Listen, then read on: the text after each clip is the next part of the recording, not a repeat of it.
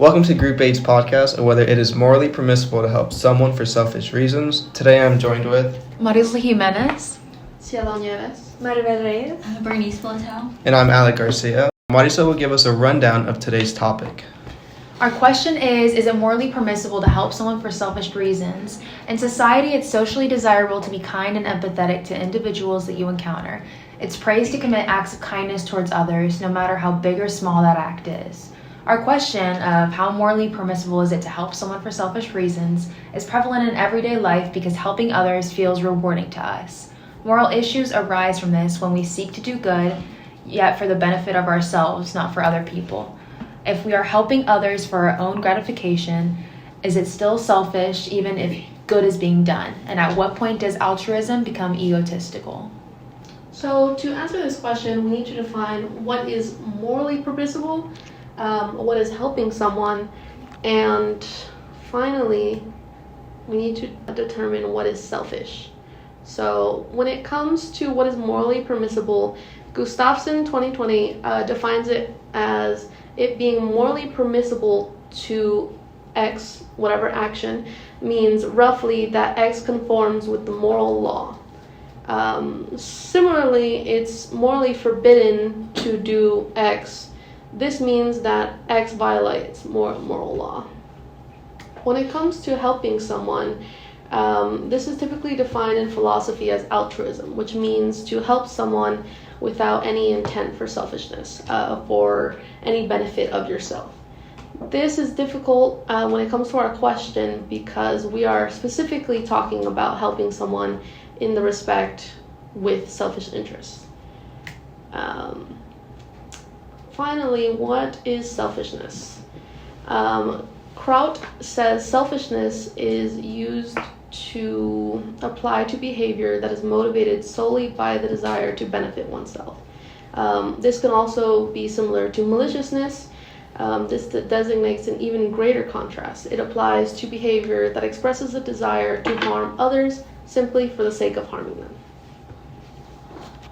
So when thinking about this question, I would say that it is morally permissible to help someone for selfish reasons.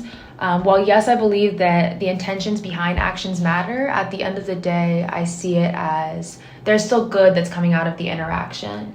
I argue that because the person that's taking the action and the person receiving the action are both positively impacted, then it is morally permissible. And when I was thinking about this question, I wanted to explore the psychological effects that selfishness versus altruism has on an individual. And I looked at a study that was published by PubMed, and it examined the psychological effects of what they refer to as pathological altruism, which is being selfless without bounds, and then healthy selfishness, which is putting your needs first regardless of the situation.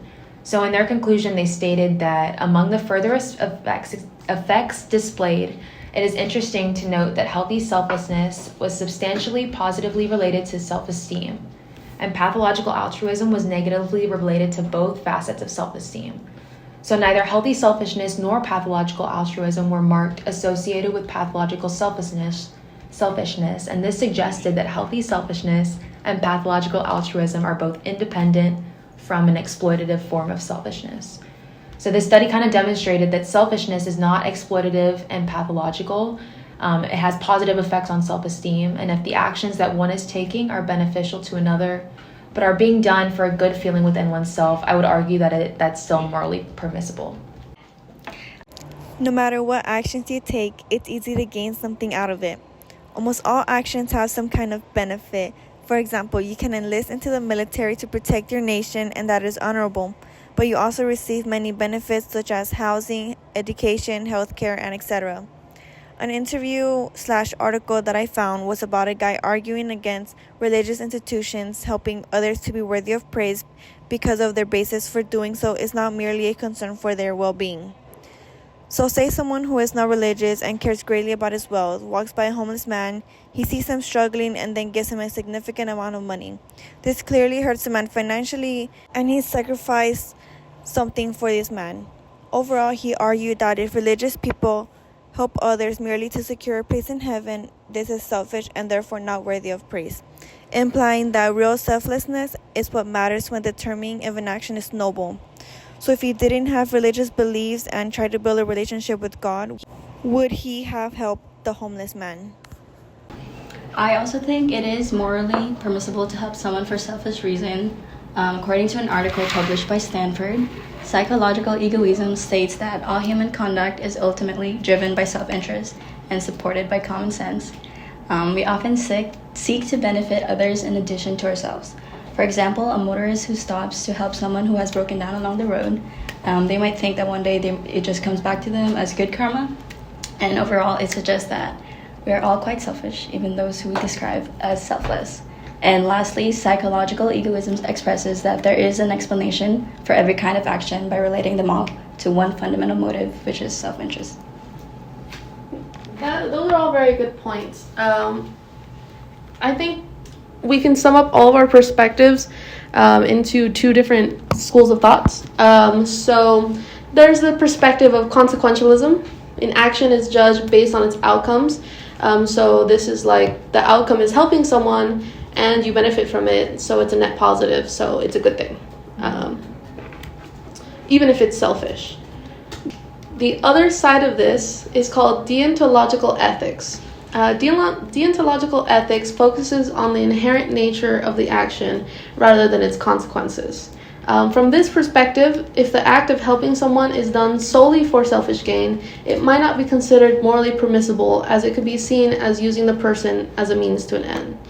Deontologists of this type are committed to something like the doctrine of double effect.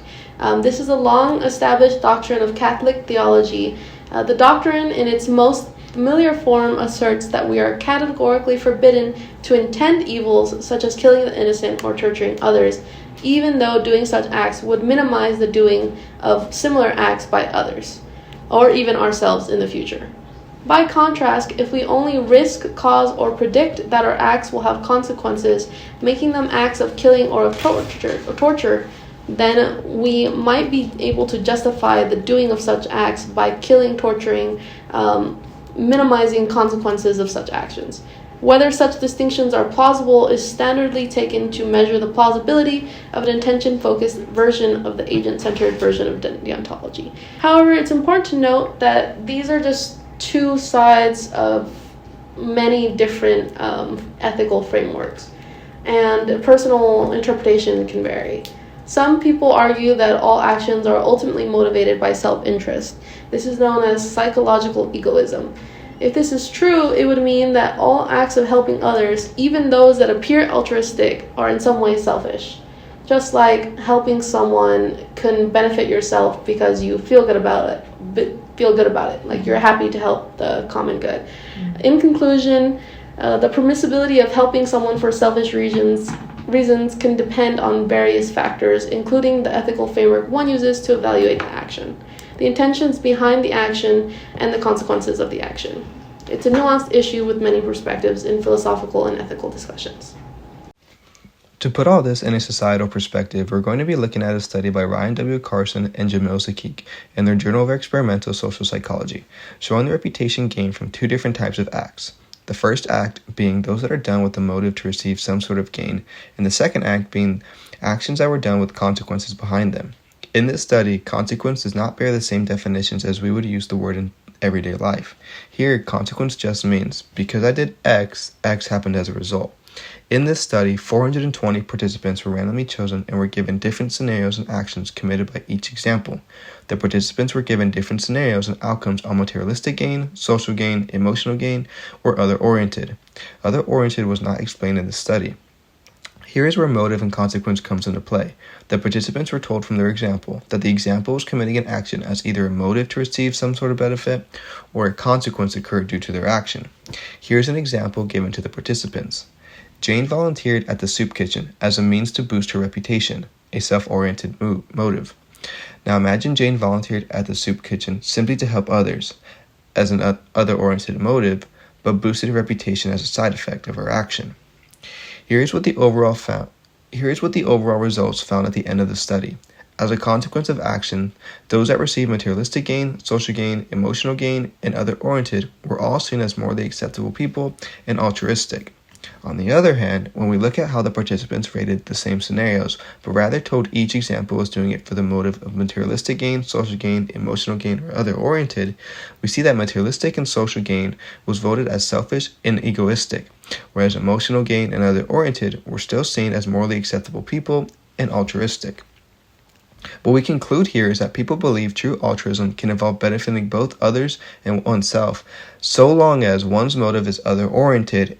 Because of this, things like materialistic gain and social gain are only socially acceptable if it is a consequence of your actions, meaning, as long as you have a self-other-oriented mindset and you gain some sort of materialistic and social gain, it is socially acceptable. However, if your motive is to commit an action for materialistic and social gain, then that is when society will see you as an egoistic person. Ultimately, this defines kindness or kindness for a society as only being real kindness as long as your motive is for the benefit of the other person, the recipient. If your motive is to benefit yourself and the other person, well, you're not going to be seen as a kind person. So long as the benefit of the other person comes first and you happen to benefit because of the action, then it'll be okay. So to recap, we do believe that it is morally permissible to help someone for selfish reasons because acts of good are still being done. Overall, at the end of the day, if both sides have the same motivation behind it, it is not as nearly as important. Whether or not someone does it for their own selfish reasons, the only difference is whether the person's character is good or bad. With that being said, we want to thank you guys for listening to our podcast. I hope you guys enjoyed it, and we'll see you guys in the next one.